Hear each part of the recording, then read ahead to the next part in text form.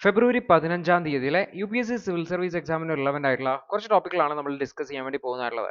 അതിൽ ആദ്യത്തേത് ഇന്ത്യയും US-ഉം തമ്മിലുള്ള ഡിസ്കഷനുമായി ബന്ധപ്പെട്ടാണ്. കഴിഞ്ഞ ദിവസവും നമ്മൾ ഇതേ ടോപ്പിക്ക് ഡിസ്കസ് ചെയ്തിട്ടുണ്ടായിരുന്നു. അപ്പോൾ ഇത് ട്രംപുമായിട്ടുള്ള ഡിസ്കഷന് ശേഷം എന്തൊക്കെയാണ് പ്രഖ്യാപനങ്ങൾ എന്നുള്ളതാണ് നമ്മൾ പ്രധാനമായിട്ടും നോക്കാൻ വേണ്ടി പോകുന്നതായിട്ടുള്ളത്. അപ്പോൾ ഇന്ത്യയും US-ഉം തമ്മിലുള്ള ബൈലാറ്ററൽ ട്രേഡ് 2030 കൂടിയിട്ട് $500 ബില്യൺ വർദ്ധിപ്പിക്കും എന്നുള്ള ഒരു പ്രഖ്യാപനമാണ് ഉണ്ടായിട്ടുള്ളത്.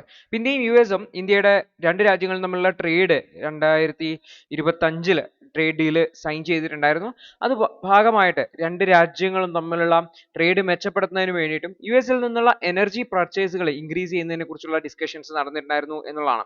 അതേപോലെ തന്നെ തഹാവൂർ റാണയുടെ എക്സ്ട്രഡിഷനുമായി ബന്ധപ്പെട്ടുള്ള ഇന്ത്യയിലേക്ക് കടത്തിവിടുന്നതുമായി ബന്ധപ്പെട്ടുള്ള പ്രൊവിഷൻസ് US ക്ലിയർ ചെയ്തിട്ടുണ്ട്. 2008 മുംബൈ അറ്റാക്കുമായി ബന്ധപ്പെട്ട് ആരോപണ വിധേയനായിട്ടുള്ള അല്ലെങ്കിൽ കുറ്റക്കാരനാണെന്ന് ഇന്ത്യ കരുതുന്ന ഒരു വ്യക്തിയാണ് തഹാവൂർ റാണ എന്ന് കൂടി ഓർത്തു വെക്കാം. ഇപ്പൊ രണ്ട് രാജ്യങ്ങളും ട്രേഡ് 2030 കൂടിയിട്ട് അടുത്ത 5 വർഷത്തിനുള്ളിൽ $500 ബില്യൺ വർദ്ധിപ്പിക്കാൻ പ്ലാൻ ചെയ്തിട്ട് മിഷൻ 500 എന്ന ലക്ഷ്യവുമായി ബന്ധപ്പെട്ട്. അതേസമയത്ത് ഇന്ത്യയുടെ ട്രേഡ് താരിഫുകളെ അൺഫെയർ എന്നുള്ളതാണ് ഡൊണാൾഡ് ട്രംപ് വിശേഷിപ്പിച്ചിട്ടുണ്ടായിരുന്നത്. അപ്പോൾ രണ്ട് രാജ്യങ്ങളും തമ്മിലുള്ള ട്രേഡ് ഡെഫിസിറ്റുകളെ അഡ്രസ് ചെയ്യാൻ ഓയിൽ ആൻഡ് ഗ്യാസ് എക്സ്പോർട്ട് വഴി US മാനേജ് ചെയ്യും എന്നുകൂടി പറഞ്ഞിട്ടുണ്ട് എന്നുകൂടി ഓർത്തു വെക്കേണ്ടതാണ്. അപ്പോൾ ഇന്ത്യ US-ൽ നിന്ന് എനർജി പർച്ചേസുകൾ മെച്ചപ്പെടുത്തും. നിലവിലെ $15 ബില്യൺ എനർജി പർച്ചേസുകളാണ് ഉള്ളതെങ്കിൽ അത് $25 ബില്യൺ എത്തിക്കും. അതുപോലെ തന്നെ ന്യൂക്ലിയർ കോർപ്പറേഷനിൽ രണ്ട് രാജ്യങ്ങളും സഹകരിക്കുന്നതിന് വേണ്ടിയിട്ട് സ്മോൾ മോഡുലാർ റിയാക്ടേഴ്സുമായി ബന്ധപ്പെട്ട സഹകരണം ഉറപ്പുവരുത്തും എന്ന് പറഞ്ഞിട്ടുണ്ട്. ഇത് കൂടാതെ ഇന്ത്യയും US-ഉം ചേർന്നുകൊണ്ട് transforming the relationship utilising strategic technology trust എന്ന് പറയുന്ന ഒരു ഇനീഷ്യേറ്റീവ് സ്റ്റാർട്ട് ചെയ്തിട്ടുണ്ട്. രണ്ട് രാജ്യങ്ങളും തമ്മിലുള്ള ക്രിട്ടിക്കൽ ആൻഡ് എമർജിംഗ് ടെക്നോളജീസുള്ള സഹകരണം മെച്ചപ്പെടുത്തുക, നിലവിലുള്ള ഫ്രെയിംവർക്കുമായി മെച്ചപ്പെടുന്ന രീതിയിലാണ് ഈ ഒരു സിസ്റ്റം കൊണ്ടുവന്നിട്ടുള്ളത് എന്നുകൂടി ഓർത്തു വെക്കുന്നതാണ്. അതേപോലെ തന്നെ ക്വാഡിന് വേണ്ടിയിട്ടും അതിനുള്ള IMEC India Middle East European corridor, അതുപോലെ I2U2 India Israel US UAE ഗ്രൂപ്പിങ്ങിന് വേണ്ടിയിട്ടുള്ള സപ്പോർട്ടും ഒക്കെ റീഇറ്ററേറ്റ് ചെയ്തിട്ടുണ്ട് എന്നുകൂടി ഓർത്തു വെക്കുന്നതാണ്. അതേപോലെ തന്നെ F-35 ഫിഫ്ത്ത് ജനറേഷൻ ഫൈറ്റർ ജെറ്റുകൾ ഇന്ത്യക്ക് ഓഫർ ചെയ്തിട്ടുണ്ട്. ഇതുമായി ബന്ധപ്പെട്ടുള്ള ഫോർമൽ പ്രൊക്യൂർമെന്റ് പ്രോസസ്സുകൾ സ്റ്റാർട്ട് ചെയ്തിട്ടില്ല. കുറച്ച് ദിവസങ്ങൾക്ക് മുന്നേ നമ്മളാണ് ഫിഫ്ത്ത് ജനറേഷൻ ഫൈറ്റർ ജെറ്റുകൾ ഇന്ത്യയിൽ നിർമ്മിക്കുന്നതിന് വേണ്ടിയിട്ട് റഷ്യ താല്പര്യം കാണിച്ചത് നമ്മൾ കണ്ടിട്ടുണ്ടായിരുന്നു. അപ്പോൾ ഇതൊക്കെ കണക്ട് ചെയ്തിട്ട് മനസ്സിലാക്കാൻ വേണ്ടി ശ്രമിക്കുക. റഷ്യ താല്പര്യം കാണിച്ചു, US-ഉം നമുക്ക് തരാൻ വില്ലിംഗ് ആണ് എന്ന് പറഞ്ഞിട്ടുണ്ട് എന്ന് ഓർത്തു വെക്കേണ്ടത്. അതേപോലെ തന്നെ കോമ്പാക്ട് എന്ന പേരിൽ ഒരു പുതിയ initiative catalysing opportunities for military partnership accelerated commerce and technology for 21st century എന്ന് പറയുന്ന കോമ്പാക്ട് എന്ന് പറഞ്ഞ ഒരു ഇനിഷ്യേറ്റീവ് കൊണ്ടുവന്നിട്ടുണ്ട്. ആഷ്യ എന്ന് പറഞ്ഞിട്ടുണ്ട്, ഓട്ടോണമസ് സിസ്റ്റം ഇൻഡസ്ട്രി അലയൻസ് എന്ന് പറയുന്ന ഒരു പുതിയ ഇനിഷ്യേറ്റീവ്സും ഇൻട്രൊഡ്യൂസ് ചെയ്തിട്ടുണ്ട് എന്ന് കൂടി ഓർത്തുവെക്കാനാണ്. അതുപോലെ തന്നെ ഇന്ത്യയുടെ arms transfer regulations international traffic in arms റെഗുലേഷനുമായി ബന്ധപ്പെട്ട് റിവ്യൂ ചെയ്യാൻ വേണ്ടിയിട്ട് ഇന്ത്യ US-നോട് സമ്മതിച്ചിട്ടുണ്ട്.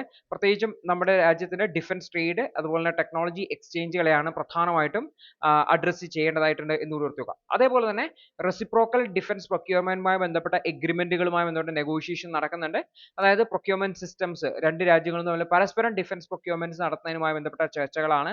അതേപോലെ തന്നെ ഇല്ലീഗൽ മൈഗ്രേഷനെ അഡ്രസ് ചെയ്യാൻ വേണ്ടിയിട്ട് രണ്ട് രാജ്യങ്ങളും ചർച്ച ചെയ്തിട്ടുണ്ടായിരുന്നു. അതേപോലെ തന്നെ സ്റ്റുഡൻസിനും മറ്റുമൊക്കെ ലീഗലി മൂവ് ചെയ്യാൻ വേണ്ടിയിട്ടുള്ള പ്രോസസ്സിനെ സ്ട്രീംലൈൻ ചെയ്യുന്നതിനെ കുറിച്ച് ടൂറിസ്റ്റുകൾക്കായിക്കോട്ടെ പ്രൊഫഷണൽസിനായിക്കോട്ടെ അതുപോലെ തന്നെ സ്റ്റുഡൻസിനായിക്കോട്ടെ ലീഗലി മൂവ് ചെയ്യാൻ പറ്റുന്നതിനെ കുറിച്ചിട്ട് പറഞ്ഞിട്ടുണ്ടായിരുന്നു. അതേപോലെ തന്നെ ഹ്യൂമൻ ട്രാഫിക്കിങ്ങിനെ ഫൈറ്റ് ചെയ്യേണ്ട ആവശ്യകതയെക്കുറിച്ചൊക്കെ നമ്മുടെ പ്രധാനമന്ത്രി ഹൈലൈറ്റ് ചെയ്തു എന്നുള്ളതാണ്. അപ്പോൾ ക്വാഡ് സമ്മിറ്റിന്റെ ഭാഗമായിട്ട് ഇന്ത്യയിൽ വിസിറ്റ് ചെയ്യാൻ ഡൊണാൾഡ് ട്രംപ് സാധ്യതയുണ്ട് എന്നുള്ള കാര്യം കൂടി ഈ ഒരു സമ്മിറ്റിന്റെ അവസാനം വന്നിട്ടുണ്ട് എന്ന് കൂടി ഓർത്തു വെക്കാം. അടുത്തൊരു വാർത്ത മണിപ്പൂരിൽ പ്രസിഡന്റ് റൂൾ ഇമ്പോസ് ചെയ്തതുമായി ബന്ധപ്പെട്ടാണ്. ഈ ഒരു സാഹചര്യത്തെ അവിടെ സമാധാനം കൊണ്ടുവരാൻ ഉപയോഗിക്കണം എന്നുള്ളതാണ് ഈ ഒരു എഡിറ്റോറിയൽ പറയുന്നതായിട്ടുള്ളത്. അപ്പോൾ നമ്മൾ കഴിഞ്ഞ ദിവസം ഡിസ്കസ് ചെയ്ത അതേ കാര്യങ്ങൾ തന്നെയാണ് ഒന്നുകൂടി നമുക്ക് ബ്രീഫ് ആയിട്ട് നോക്കാം. നിലവിൽ അവിടെ ഉണ്ടായിരുന്ന ചീഫ് മിനിസ്റ്റർ ആയിട്ടുള്ള ബൈരൻ സിംഗ് അദ്ദേഹം പരാജയപ്പെട്ടിട്ടുണ്ടായിരുന്നു പ്രശ്നങ്ങളെ അഡ്രസ് ചെയ്യാൻ വേണ്ടിയിട്ട്. അതിനുശേഷമാണ് പ്രസിഡന്റ് റൂൾ ഇമ്പോസ് ചെയ്യുന്നതായിട്ടുള്ളത്.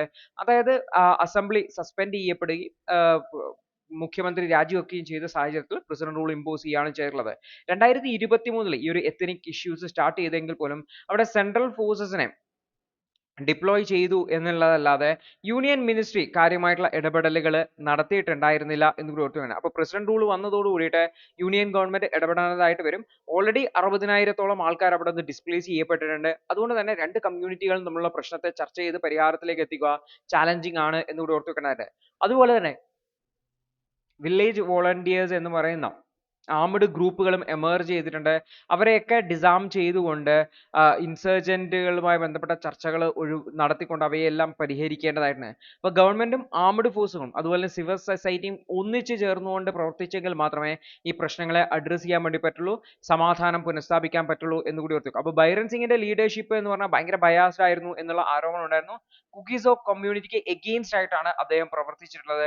ഇത് സ്വാഭാവികമായിട്ടും ഒരു ഡിസ്ട്രസ്റ്റിന്, ഗവൺമെന്റിന്റെ മേലെ വിശ്വാസമില്ലാത്ത സാഹചര്യത്തിലേക്ക് പോവുകയുണ്ടായിരുന്നു. അപ്പോൾ പുതുതായിട്ട് ചുമതല ഏറ്റെടുക്കുന്ന വ്യക്തികള് ഗവൺമെന്റ് കുറച്ചുകൂടി ട്രസ്റ്റ് ബിൽഡ് ചെയ്യേണ്ട, സമാധാനം കൊണ്ടുവരാൻ വേണ്ടിയിട്ട് ശ്രമിക്കേണ്ടതായിട്ടുണ്ട് എന്നുള്ളതാണ് ഓർത്തു വെക്കേണ്ടതായിട്ട്. അപ്പോൾ ഇലക്ഷൻസ് വളരെ വേഗത്തിൽ കൊണ്ട് സമാധാനം പുനഃസ്ഥാപിക്കണം, ഇലക്ഷൻസ് കൊണ്ടുവരണം, പുതിയൊരു ഗവൺമെന്റ് കൊണ്ടുവന്ന് അവിടുത്തെ ഡെമോക്രാറ്റിക് പ്രോസസ്സിലേക്ക് റീസ്റ്റോർ ചെയ്യപ്പെടണം എന്നുള്ള കാര്യം ഓർത്തു വയ്ക്കാൻ വേണ്ടി ശ്രമിക്കുക.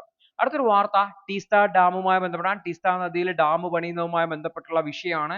പ്രത്യേകിച്ചും ഇത് ക്ലൈമറ്റ് ചേഞ്ചിനെ എങ്ങനെ ബാധിക്കും, അല്ലെങ്കിൽ ടീസ്തയിൽ ഉണ്ടാകുന്ന ഡാം പുതുക്കി പണിയുന്നതുമായി ബന്ധപ്പെട്ട വിഷയം നമ്മൾ ഓൾറെഡി ഡിസ്കസ് ചെയ്യുന്നു. ടീസ്ത 3 ഡാമിന്റെ റിസ്റ്റോറേഷൻ വർക്കുകളുമായി ബന്ധപ്പെട്ട് ഇത് നടത്തുന്ന ചാലഞ്ചസിനെ കുറിച്ചാണ് ഓതറോടെ ഹൈലൈറ്റ് ചെയ്യുന്നതായിട്ടുള്ളത്. അപ്പോൾ ഒക്ടോബർ 2023 വലിയൊരു ഗ്ലേഷ്യൽ ലേക്ക് ഔട്ട്ബേഴ്സ്റ്റ് ഉണ്ടാവുകയും അതിന്റെ ഭാഗമായിട്ട് ഒരു ഫ്ലഡ് ഉണ്ടായി. ടീസ്ത 3 റിവറിലെ ഡാം തകരുകയും ചെയ്തിട്ടുള്ളത്. ടീസ്ത റിവറിൽ സിക്കിമിലാണുള്ളത്.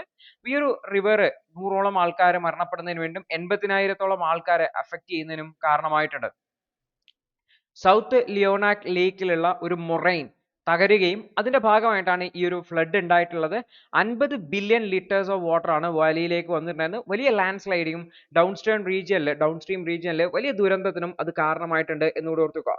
ഈ ഒരു ഡാമിലെ ഹൈഡ്രോ ഇലക്ട്രിക് പവർ ഫെസിലിറ്റി, വൈദ്യുതി ഉൽപാദന ഫെസിലിറ്റി അഫക്ട് ചെയ്യപ്പെട്ടിട്ടുണ്ടായിരുന്നു.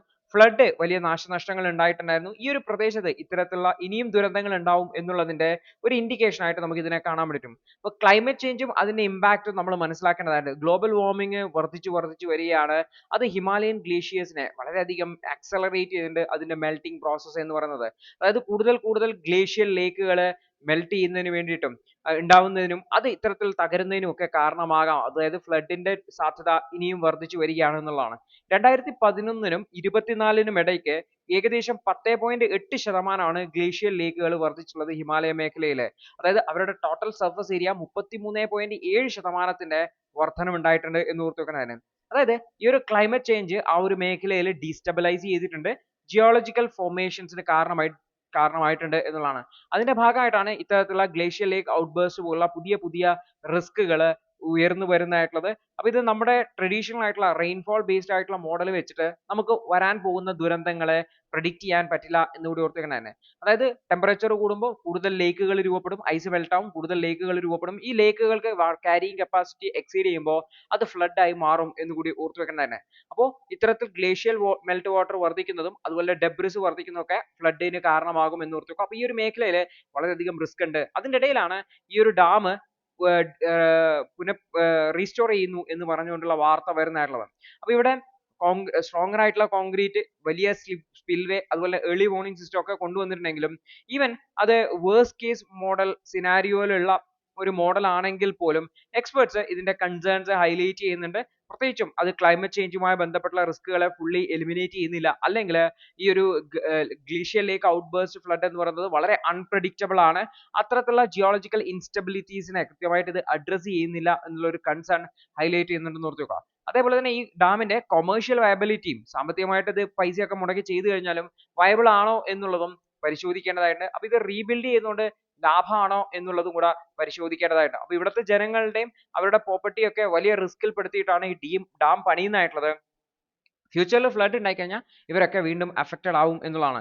നേരത്തെ തന്നെ ഓൾറെഡി എൻവയോൺമെന്റൽ ആയിട്ടുള്ള ഇഷ്യൂസ്, ലീഗൽ ആയിട്ടുള്ള ഇഷ്യൂസിൽ പെട്ടുപോയിട്ടുള്ള ഒരു ഡാമാണ്. ഇതിന്റെ ലൊക്കേഷൻ അതുപോലെ സീസ്മിക്കലി ആക്റ്റീവ് ആയിട്ടുള്ള ഹിമാലയൻ ലൊക്കേഷനിലാണ് ലൊക്കേറ്റ് ചെയ്തിട്ടുള്ളത്. അതുപോലെ ലാൻഡ് സ്ലൈഡ് പ്രോൺ ആയിട്ടുള്ള ഏരിയ ആണ്.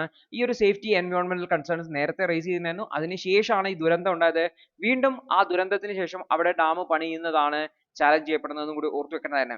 അപ്പോൾ കൃത്യമായിട്ടുള്ള അവിടുത്തെ റെസിഡൻസിന് സോഷ്യൽ സെക്യൂരിറ്റി മെഷേഴ്സ് നൽകുക എന്നുള്ളതാണ് ഇത്തരത്തിൽ ഡിസാസ്റ്റേഴ്സിന് റിക്കവർ ചെയ്യുന്നതിന് വേണ്ടിയിട്ട് ചെയ്യേണ്ടതായിട്ടുള്ളത്. കൂടാതെ കൃത്യമായിട്ടുള്ള റിസ്ക് അസസ്മെന്റ് ചെയ്യുക, അതിന് കൃത്യമായിട്ടുള്ള ഒരു ഫ്രെയിം വർക്ക് കൊണ്ടുപോവുക, ഡാമിന്റെ ഡിസൈൻ അതുപോലെ തന്നെ അവിടുത്തെ റിസ്കുകളെയും കുറിച്ച് മനസ്സിലാക്കി കമ്മ്യൂണിറ്റീസിന്റെ മേലെയുള്ള റിസ്ക് മിനിമൈസ് ചെയ്യാനുള്ള എഫേർട്ട് ഉണ്ടാവേണ്ടതായിട്ട്. അപ്പോൾ ഇത്തരത്തിലുള്ള ഡാമുകൾ റീബിൽഡ് ചെയ്യാൻ വേണ്ടി ശ്രമിക്കുമ്പോൾ അവിടുത്തെ ലോക്കൽ ജനങ്ങളുടെ സേഫ്റ്റി, അവരുടെ പ്രോപ്പർട്ടിയുടെ സേഫ്റ്റി, അവരുടെ ലൈവ്ലിഹുഡിനെ എങ്ങനെ ബാധിക്കും എന്നൊക്കെ നോക്കേണ്ടതായിട്ടുണ്ട്. അതായത് വളരെ ലോങ് ടേം ആയിട്ടുള്ള ഒരു സോഷ്യോ എക്കണോമിക് ഇമ്പാക്റ്റ് ആണ് നോക്കേണ്ടത്, റാദർ ദാൻ ഷോർട്ട് ടേം ആയിട്ടുള്ള എക്കണോമിക് ഗെയിൻസിനെ മുകളിൽ എന്നുള്ളതാണ്. അപ്പോൾ ഇത്തരത്തിലുള്ള റിസ്കുകളെ മിറ്റിഗേറ്റ് ചെയ്യാൻ വേണ്ടി ഡാംസിന്റെ എനർജി പ്രൊഡക്ഷൻ താരിഫുകളും മറ്റുമൊക്കെ കൃത്യമായിട്ട് നോക്കേണ്ടതായിട്ടുണ്ട്. അപ്പോൾ ഇത് സസ്റ്റൈനബിൾ ആണോ എന്ന് നോക്കിയതിന് ശേഷം മാത്രമാണ്, അതുപോലെ തന്നെ അതിന്റെ സോഷ്യോ എക്കണോമിക് കോസ്റ്റുകൾ, എൻവയോൺമെന്റൽ കോസ്റ്റുകളൊക്കെ പരിശോധിച്ചതിന് ശേഷം മാത്രമേ മുന്നോട്ട് പോകാൻ പാടുള്ളൂ എന്നാണ് ഓഥർ ഹൈലൈറ്റ് ചെയ്യുന്നതായിട്ടുള്ളത്. അടുത്തൊരു വാർത്ത എന്ന് പറഞ്ഞു കഴിഞ്ഞാൽ ചൈനയുടെ ഈ സപ്ലൈ ചെയിനെ വെപ്പണൈസ് ചെയ്യുന്നു, മറ്റു രാജ്യങ്ങളുടെ മേലെ നിയന്ത്രണം ഏർപ്പെടുത്താൻ വേണ്ടിയിട്ട് ഈ ഒരു സപ്ലൈ ചെയിനെ ഉപയോഗിക്കുന്നു എന്ന് പറഞ്ഞിട്ടുള്ള ഒരു വാർത്തയാണ്. അത് ആക്ച്വലി ആപ്പിൾ ഫോണിന്റെ പ്രൊഡക്ഷനുമായി ബന്ധപ്പെട്ട് ഇന്ത്യയിലേക്ക് ടെക്നീഷ്യൻസിനെ വിടാൻ ചൈന അനുവദിക്കുന്നില്ല എന്ന് പറഞ്ഞ ഒരു വാർത്തയാണ് ഓഥർ ഹൈലൈറ്റ് ചെയ്യുന്നതായിട്ടുള്ളത്. അപ്പൊ ഇന്ത്യയും ചൈനയും തമ്മിലുള്ള ഇഷ്യൂസിലെ ഒരു ഇഷ്യൂ ആയിട്ട് നമുക്ക് ഇതിനെ ഹൈലൈറ്റ് ചെയ്യാൻ വേണ്ടി പറ്റുന്നതാണ്. അപ്പോൾ ചൈനയിൽ നിന്നുള്ള എഞ്ചിനീയേഴ്സ്, ടെക്നീഷ്യൻസ് ഇന്ത്യയിൽ ഈ ഒരു ആപ്പിൾ ഫോൺ ഉണ്ടാക്കുന്ന ഫോക്സ്കോണിന്റെ ഇന്ത്യ ഫെസിലിറ്റീസിലേക്ക് വരാൻ വേണ്ടിയിട്ട് ചൈന പെർമിഷൻ നൽകുന്നില്ല എന്നുള്ളതാണ് പ്രശ്നം. അതുകൊണ്ട് തന്നെ ഇന്ത്യയിലെ ഐഫോൺ പ്രൊഡക്ഷൻ ഓപ്പറേഷൻസ് കുറച്ച് തടസ്സപ്പെട്ടിട്ടുണ്ട് എന്നുള്ളതാണ്. കാരണം ചൈനയിൽ നിന്ന് സ്പെഷ്യലൈസ്ഡ് ആയിട്ടുള്ള എക്യുപ്മെന്റുകൾ ഇന്ത്യയിലേക്ക് അതിനെയും ചൈന എന്ത് ചെയ്തിട്ടുണ്ടായിരുന്നു, ഓൾറെഡി ഹൾട്ട് ചെയ്തിട്ടുണ്ടായിരുന്നു. സോ അത് ഇന്ത്യയിലെ പ്രൊഡക്ഷനെ ബാധിക്കുന്നുണ്ട് എന്ന് ഓർത്ത് വെക്കുക. അതായത് ഇന്ത്യ ഒരു മാനുഫാക്ചറിങ് ഹബ്ബായിട്ട് ഉയർന്നു വരാൻ വേണ്ടി ശ്രമിക്കുമ്പോൾ അത് ചൈനയ്ക്ക് ത്രെട്ട് ആണെന്ന് നോക്കുമ്പോൾ ചൈന എന്ത് ചെയ്യാണ്, ചൈന അവിടെ നിന്നുള്ള ആൾക്കാരെ ഇന്ത്യയിലേക്ക് വിടുന്നില്ല, അവിടെ നിന്നുള്ള പ്രൊഡക്റ്റുകളെ ഇന്ത്യയിലേക്ക് കൊണ്ടുവരാൻ വിടാത്ത ഒരു സാഹചര്യമാണ് എന്നുകൂടി ഓർത്തു വെക്കേണ്ടതാണ്. അതായത് ചൈന അതിന്റെ ഈ ഒരു മേഖലയിലുള്ള ഡൊമിനൻസിനെ, ആ ഒരു സ്പെഷ്യലൈസ്ഡ് മെഷീനറിയിലുള്ള ഡൊമിനൻസിനെ, അല്ലെങ്കിൽ അവരുടെ വർക്ക് ഫോഴ്സിനുള്ള ക്വാളിറ്റി, സ്കില്ലിനെ ഉപയോഗിക്കാണ്, ഡൊമിനൻസി ഉപയോഗിക്കാണ് ഇന്ത്യയുടെ മാനുഫാക്ചറിങ് ഗ്രോത്തിനെ ലിമിറ്റ് ചെയ്യാൻ വേണ്ടിയിട്ട്.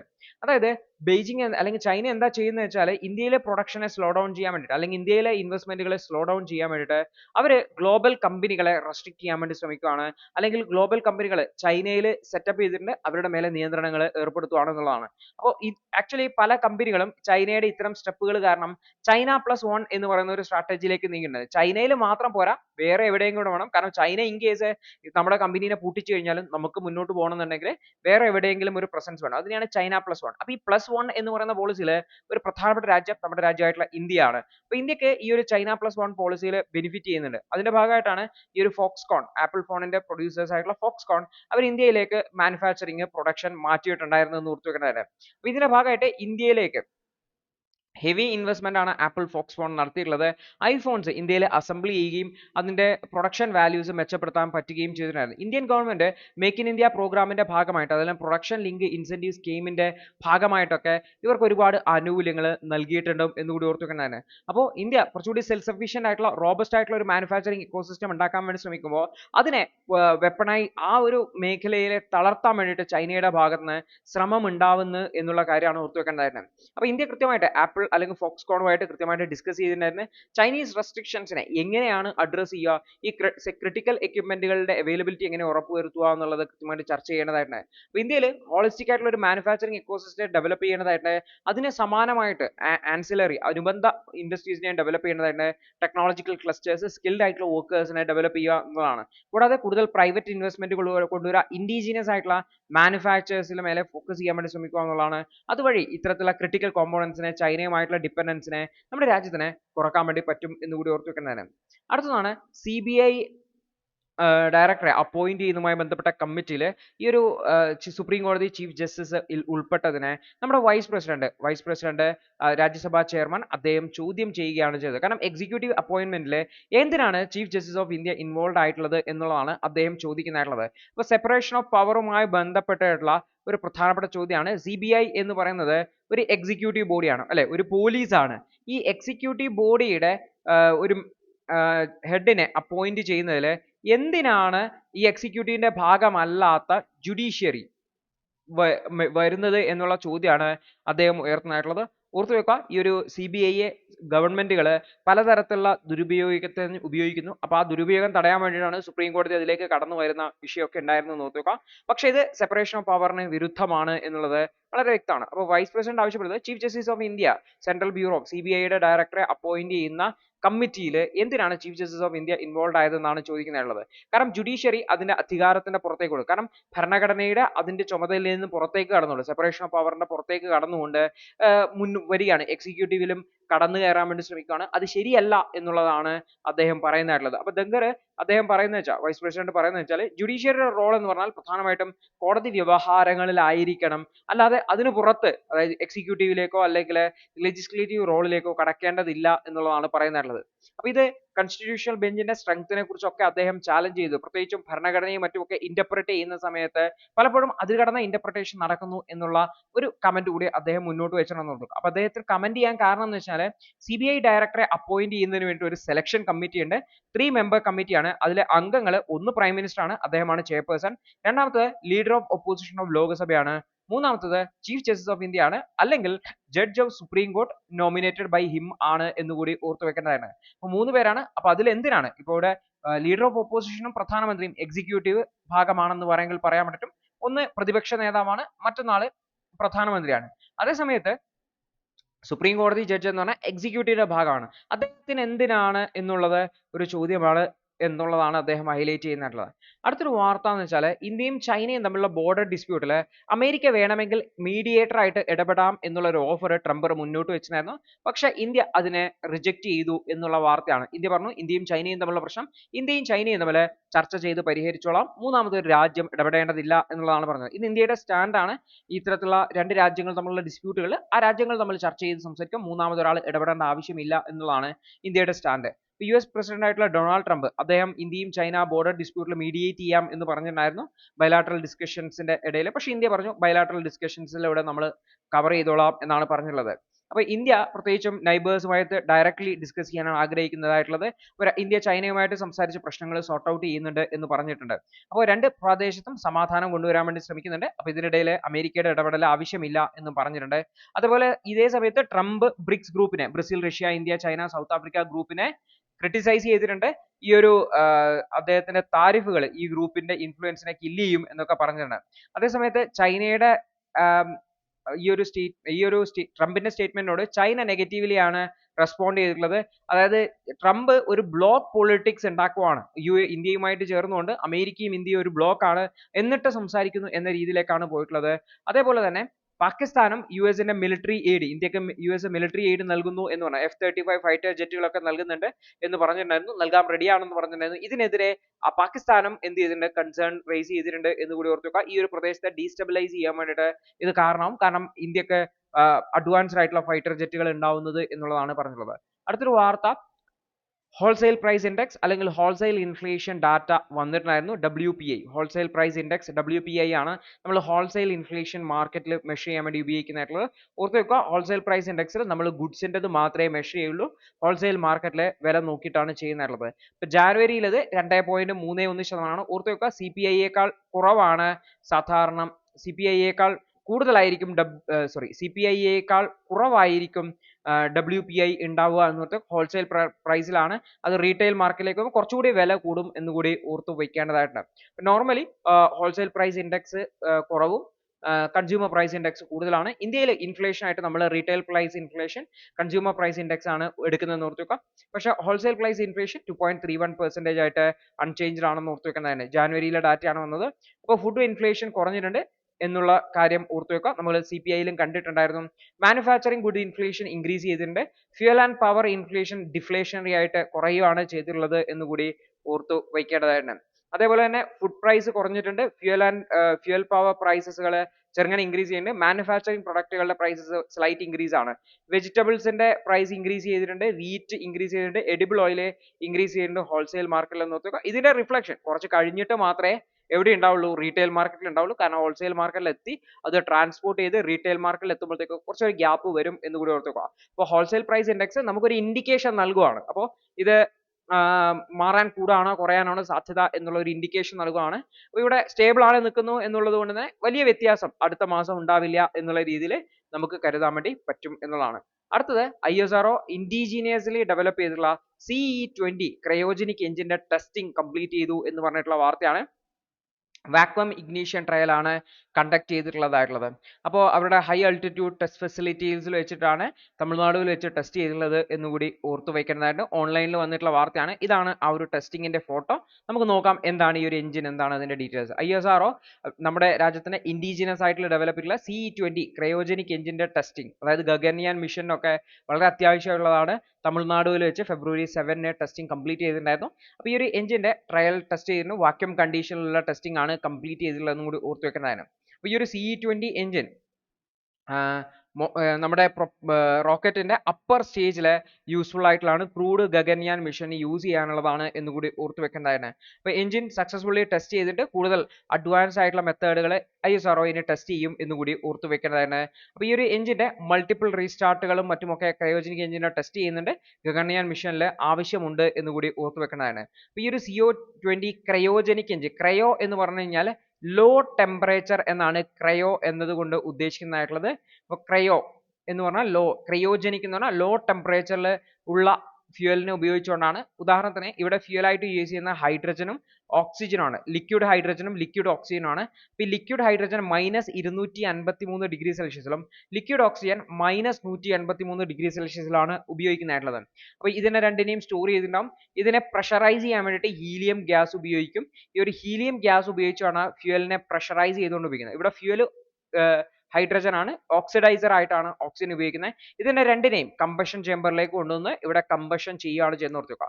അപ്പോൾ ഇവിടെ ലിക്വിഡ് ഹൈഡ്രജനെയും ലിക്വിഡ് ഓക്സിജനെയും വളരെ ലോ ടെമ്പറേച്ചറിൽ -253°C കീപ്പ് ചെയ്യുന്നതുകൊണ്ടാണ് ഇതിനെ ക്രയോജനിക് എഞ്ചിൻ എന്ന് വിളിക്കുന്നതായിട്ടുള്ളത്. അപ്പോൾ ഇത് 2017 മുതൽ തന്നെ ഇന്ത്യ ഇൻഡിജിനസ് ആയിട്ടുള്ള ക്രയോജനിക് എഞ്ചിൻ ഡെവലപ്പ് ചെയ്യുന്നുണ്ട് എന്ന് കൂടി ഓർത്ത് വെക്കേണ്ടതായിട്ട്. അപ്പോൾ ലിക്വിഡ് പ്രൊപ്പൽഷൻ സിസ്റ്റം സെന്ററിലാണ്, ISROയുടെ സബ്സിഡി ആണ്, അവിടെയാണ് ഡെവലപ്പ് ചെയ്തിട്ടുള്ളത്. ഇന്ത്യയുടെ first cryogenic feature gas generator engine ആണ് എന്നുകൂടി ഓർത്ത് വയ്ക്കേണ്ടതായിട്ട് ഉണ്ട്.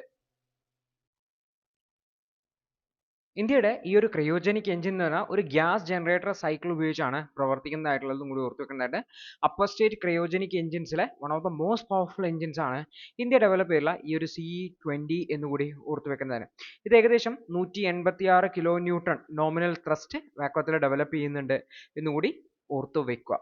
അടുത്തത് സെബി മിത്ര എന്ന് പറയുന്ന ഒരു ഇനീഷ്യേറ്റീവ് കൊണ്ടുവന്നിട്ടുണ്ട്. നമ്മൾ പല ആൾക്കാർക്കും സംഭവിച്ചിട്ടുണ്ടാവും, അല്ലെങ്കിൽ പ്രായ ആൾക്കാർക്കൊക്കെ സംഭവിച്ചിട്ടുണ്ടാവും, എവിടെയെങ്കിലും ഇൻവെസ്റ്റ് ചെയ്തിട്ടുണ്ടാവും മ്യൂച്വൽ ഫണ്ടിലൊക്കെ, പക്ഷെ മറന്നുപോയിട്ടുണ്ടാവും എവിടെയാണ് ഇൻവെസ്റ്റ് ചെയ്തത്, എത്രയാണ് അതിന്റെ ഡീറ്റെയിൽസ് ഒക്കെ. ഇങ്ങനെ മറന്നുപോയിട്ടുള്ള അല്ലെങ്കിൽ ഇനാക്റ്റീവ് ആയിട്ടുള്ള മ്യൂച്വൽ ഫണ്ട് പോർട്ട്ഫോളിയോസിനെ കണ്ടെത്തുന്നതിന് വേണ്ടിയിട്ടും അത് റിക്കവർ ചെയ്യുന്നതിന് വേണ്ടിയിട്ടാണ് മിത്ര എന്ന് പറയുന്ന ഒരു പ്ലാറ്റ്ഫോമിനെ securities and exchange board of India SEBI introduce ചെയ്തിട്ടുള്ളത്. അപ്പോൾ എന്താണ് ഈ ഒരു മിത്ര എന്ന് പറഞ്ഞ പ്ലാറ്റ്ഫോം നോക്കാം. അപ്പോൾ സെബി മിത്ര എന്ന് പറയുന്ന ഇൻവെസ്റ്റേഴ്സിനെ അവരുടെ മറന്നുപോയിട്ടുള്ള ഈ ഇനാക്റ്റീവ് ആയിട്ടുള്ള മ്യൂച്വൽ ഫണ്ട് പോർട്ട്ഫോളിയോസിനെ ഐഡന്റിഫൈ ചെയ്യുന്നതിന് വേണ്ടിയിട്ടും റീക്ലെയിം ചെയ്യുന്നതിന് വേണ്ടിയിട്ടാണ് ഇത്തരത്തിലുള്ള ഒരു പ്ലാറ്റ്ഫോം കൊണ്ടുവന്നിട്ടുള്ളത്. അപ്പോൾ മിത്ര എന്നുള്ളത് mutual fund investment tracing and retrieval assistant എന്നുള്ളതാണ്. അപ്പോൾ ഇത് ഇനാക്റ്റീവ് ആയിട്ടുള്ള അൺക്ലെയിംഡ് ആയിട്ടുള്ള മ്യൂച്വൽ ഫണ്ട് ഫോളിയോസിനെ ട്രാക്ക് ചെയ്യാൻ ഹെൽപ്പ് ചെയ്യുകയാണ് എന്നുള്ളതാണ്. ഇൻവെസ്റ്റേഴ്സിനെ മ്യൂച്വൽ ഫണ്ടിൽ ഇൻവെസ്റ്റ് ചെയ്തതിന്റെ ഡീറ്റെയിൽസ് മറന്നു പോവുക, അല്ലെങ്കിൽ അതിന്റെ കോൺടാക്ട് ഇൻഫർമേഷൻ, അതുമായി ബന്ധപ്പെട്ട പേപ്പറുകൾ നഷ്ടപ്പെടുക തുടങ്ങിയിട്ടുള്ള സാഹചര്യങ്ങളിൽ അവരുടെ പേരിൽ തന്നെയാണെങ്കിലും അവർക്ക് അതിനെ ക്ലെയിം ചെയ്തെടുക്കാൻ പറ്റുന്നുണ്ടാവില്ല. അപ്പോൾ ഇതിനെ അഡ്രസ് ചെയ്യാനാണ് മിത്ര എന്ന് പറയുന്ന പ്ലാറ്റ്ഫോം കൊണ്ടുവന്നിട്ടുള്ളത്. അപ്പോൾ ഈ ഇൻവെസ്റ്റേഴ്സിന് ഒരു സെർച്ചബിൾ ഡാറ്റാബേസ് ഉണ്ടാക്കുക, അവരുടെ പേര്, അവരുടെ ഫോൺ നമ്പർ, അവരുടെ പാൻ നമ്പർ, അങ്ങനെ പല വിവരങ്ങൾ വെച്ചിട്ട് അവരുടെ പേരിൽ ഇനാക്റ്റീവ് ആയിട്ടുള്ള മ്യൂച്വൽ ഫണ്ടുകളെ കണ്ടെത്താം എന്നുള്ളതാണ്. അപ്പോൾ അവരുടെ ഈ ഫോർഗോട്ടൺ ആയിട്ടുള്ള ഇൻവെസ്റ്റ്മെന്റുകളെ കണ്ടെത്താനും അവരുടെ no your customer KYC norms update ചെയ്തുകൊണ്ട് അതിനെ തിരിച്ചു പിടിക്കാനുമാണ് അവസരം നൽകുന്നതായിട്ടുള്ളത്. അപ്പോൾ ഈ ഒരു ഇനാക്റ്റീവ് ആയിട്ടുള്ള പോർട്ട്ഫോളിയോസിനെ ഒരുപാട് തെറ്റായ രേഖകൾ ഉപയോഗിച്ചുകൊണ്ട് ആൾക്കാർ റിഡംഷൻ ചെയ്യുന്നുണ്ട്. ഇതിനെ അഡ്രസ് ചെയ്യാനും ഒക്കെ ഈ ഒരു പ്ലാറ്റ്ഫോം ഹെൽപ്പ് ചെയ്യും എന്നുകൂടി മനസ്സിലാക്കേണ്ടതായിട്ട്. അപ്പോൾ മ്യൂച്വൽ ഫണ്ട് പോർട്ട്ഫോളിയോ ഇനാക്റ്റീവ് ആയിട്ട് കണക്കാക്കുന്ന വെച്ചാൽ ഒരു 10 വർഷത്തിനിടയിൽ ആ ഒരു ഫോളിയോയിൽ യാതൊരു തരത്തിലുള്ള ഇൻവെസ്റ്റർ ഇനീഷ്യേറ്റഡ് ട്രാൻസാക്ഷൻസ് നടക്കുന്നില്ല എങ്കിൽ അതിനെ ഇനാക്റ്റീവ് ഫോളിയോ എന്നാണ് വിളിക്കുന്നതായിട്ടുള്ളത്. അതിൻ്റെ അകത്ത് പൈസ ഉണ്ടെങ്കിലും അത് ഇനാക്റ്റീവ് ആയിരിക്കും. അപ്പോൾ ഇത് ഇൻവെസ്റ്റ്മെന്റിനെ ഇൻവെസ്റ്റേഴ്സ് ഓവർലുക്ക് ചെയ്യാത്തതിനെ ഐഡന്റിഫൈ ചെയ്യാൻ ഹെൽപ്പ് ചെയ്യും എന്നുകൂടി ഓർത്ത് വെക്കുക. അപ്പോൾ ഇതിൽ RTAs ചുമതലപ്പെടുത്തിയിട്ടുണ്ട്. അപ്പോൾ ക്വാളിഫൈഡ് ആയിട്ടുള്ള രജിസ്ട്രാർസും ട്രാൻസ്ഫർ ഏജൻസും QRTAs ഉണ്ട് എന്നുകൂടി ഓർത്ത് വെക്കുക. രജിസ്ട്രാർസ് ആൻഡ് ട്രാൻസ്ഫർ ഏജൻസ് ഉണ്ട്. Computer age management services related CAMSും അതുപോലെ തന്നെ KFin ടെക്നോളജീസ് ലിമിറ്റഡിനെയാണ് ഇതിൽ രജിസ്ട്രാർസ് ആൻഡ് ട്രാൻസ്ഫർ ഏജൻസ് ആയിട്ട് വച്ചിരിക്കുന്നത് എന്നുകൂടി ഓർത്ത് വെക്കേണ്ടതാണ്. ഇവരാണ് ഈ ഒരു റെഗുലേഷൻസ് കൃത്യമായിട്ട് പാലിക്കപ്പെടുന്നുണ്ടെന്നും ഈ ഒരു പ്ലാറ്റ്ഫോമിന്റെ ഇന്റഗ്രിറ്റി കീപ്പ് ചെയ്യാനും ഉത്തരവാദിത്തമായിട്ടുള്ളത്. അപ്പോൾ മിത്ര മിത്ര ലോഞ്ച് ചെയ്തതോടുകൂടി ഇൻവെസ്റ്റേഴ്സിനെ അവര് ഈ ഒരു ഫോർഗോട്ടൺ ആയിട്ടുള്ള ഇൻവെസ്റ്റ്മെന്റിനെ ക്ലെയിം ചെയ്തെടുക്കാൻ പറ്റുന്ന അഡ്വാൻറ്റേജ് ഉണ്ട്. ഇനാക്റ്റീവ് ആയിട്ടുള്ള ഫോളിയോസിനെ കുറക്കാൻ സഹായിക്കും. അതുപോലെ തന്നെ കൂടുതൽ ഈ ഇൻവെസ്റ്റേഴ്സിനെ അവരുടെ സെബിയുമായി ബന്ധപ്പെട്ടുള്ള അല്ലെങ്കിൽ മ്യൂച്വൽ ഫണ്ട് ഇൻവെസ്റ്റ്മെന്റിനെ ട്രാക്ക് ചെയ്തെടുക്കാനും ഒക്കെ പറ്റും. കുറെ കൂടി ബെറ്റർ ആയിട്ടുള്ള ഒരു എൻഗേജ്ഡ് ആയിട്ടുള്ള ഇൻവെസ്റ്റ്മെന്റ് കമ്മ്യൂണിറ്റിയെ ഡെവലപ്പ് ചെയ്തെടുക്കാനും ഇത് സഹായിക്കും എന്ന് കൂടി ഓർത്തു വെക്കുക. അപ്പൊ ഇത്രയും ടോപ്പിക്കുകളാണ് ഇന്നേ ദിവസം ഡിസ്കഷൻ ആയിട്ടുണ്ടായിരുന്നത്. കൃത്യമായിട്ട് മനസ്സിലാക്കുക, കൃത്യമായിട്ട് റിവിഷൻ ചെയ്യുക. All the best.